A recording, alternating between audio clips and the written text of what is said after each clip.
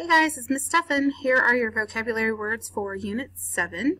Make sure to take some good notes. Some of these words can be confusing. Our first word is abhor. Abhor is a verb. It means to regard with horror or loathing. Synonyms include despise or hate. So if you abhor something, you might make this face right here. You would want to push it away from you. You would probably grimace. You want to keep it away. You would abhor it. You hate it. The next word is amend. Amend is a verb. It means to change in a formal way or to change for the better. A synonym for the word amend would be improve. So our Constitution was written without any of the amendments that you may know. An amendment to the Constitution, such as the First Amendment, the Second Amendment, were all changes that were made to our formal government document. So our Constitution is made up of several amendments where things were changed for the better for the law of the people. The next word can be a little tricky. Buffet is how you say this word. Buffet is a verb. However, it does look like buffet, all right, which is completely different. Buffet, when pronounced like that, means to slap or to cuff or to strike repeatedly. Synonyms include battle, or I should say pummel, not pubble, pummel. Battle, pummel, to slap repeatedly is to buffet.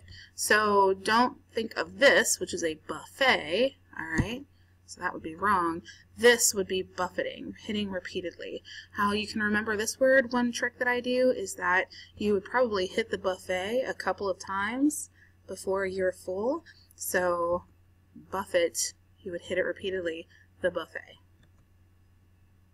Chaos is a noun. It means confusion and disorder. Synonyms include turmoil and lawlessness. So the picture here is those letterboard letters that are just all in a pile. They are disorderly, they are not organized, they are just chaos. Commodious is an adjective. It means roomy or spacious. Synonyms include ample, big, expansive. So this would be a commodious warehouse that could probably fit a lot of things inside of it. Commodious, roomy, and spacious. See the high ceilings, the empty floors, so it is spacious. It could accommodate a lot of stuff. Corrosive is an adjective, meaning to eat away gradually and acid-like. Synonym is destructive. So you might know this term from chemistry class, where certain acids are corrosive. They may destroy a surface. They could destroy your looks like your hand. Alright, so corrosive is acid-like.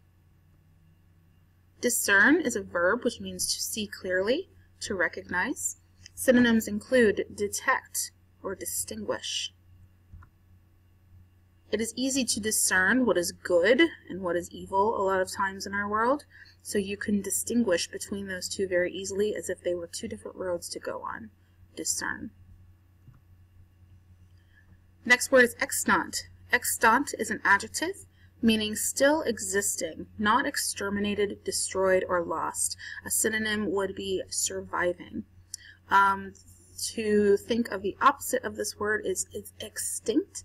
Extinct is when it is dead and gone. Extant, however, is when it is still existing. So we have here, oh, look at that face. We have I think he's the red-footed ferret. He is extant, still existing. He is, however, on the brink of extinction, but he is still around. And look at that face. Oh my goodness. Okay, implicate. Implicate is a verb. It means to involve in, to connect with, or be related to. Synonyms include accuse, blame, or charge. The picture here is two people blaming one another for breaking the vase. So they are implicating that the other person is at fault by pointing a finger in the opposite direction. Implicate. The next word is inter. Inter is a verb, which means to bury or commit to the earth.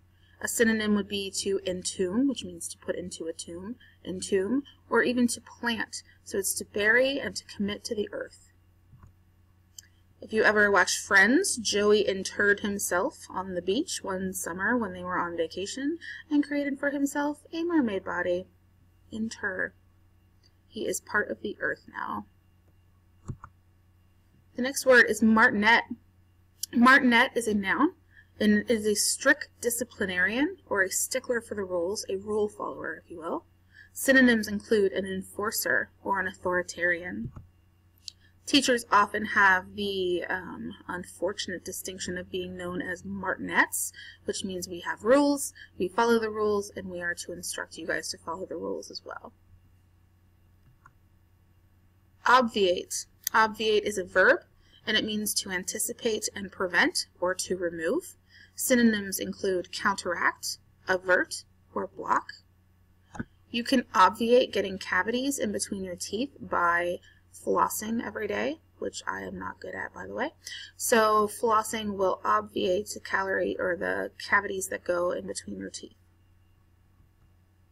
Renegade is a noun. Renegade is one who follows or leaves a group, one who leaves a group, a deserter or an outlaw. Synonyms include the Boone County Rebels, renegade. Rosa Parks was a very famous renegade. She left the group, which were African Americans who sat in the back of the bus when instructed to. So she was a renegade and refused to sit in the back of the bus and was arrested for it. She was an outlaw, technically. The next word is reprehensible. Reprehensible is an adjective. It means deserving blame or punishment. Synonyms include disgraceful or sinful. Stealing someone's wallet out of their back pocket as they're not paying attention is a reprehensible act. It is something that is sinful, something that is deserving of blame or punishment. This man should be punished. The next word is somber. Somber is an adjective. It means dark, gloomy, or depressed in spirit. Synonyms include melancholy, grim, mournful. Melancholy is a good word there, by the way. All right, it means dark and gloomy as well. Whenever I think of somber, I always think of Mozart's Requiem. So it's a piece of music. A requiem was a funeral mass, so oftentimes it would have a somber tone to it. Hold on, let me play a little bit for you.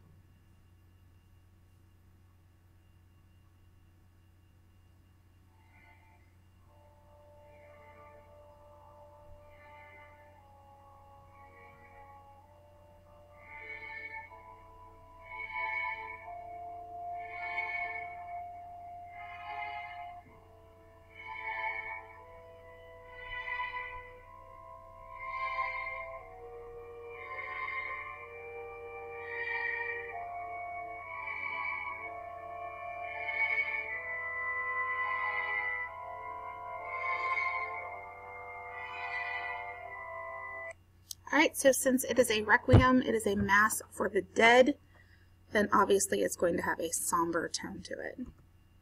Your next word is squalid.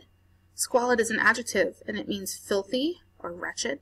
Synonyms include dingy and grimy. So this is the home of a hoarder. Kind of looks like my living room right now. This is a squalid atmosphere. It is full of garbage and full of things that need to be thrown away. It's full of junk.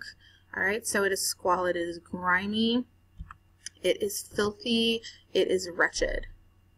It's kind of real life right now.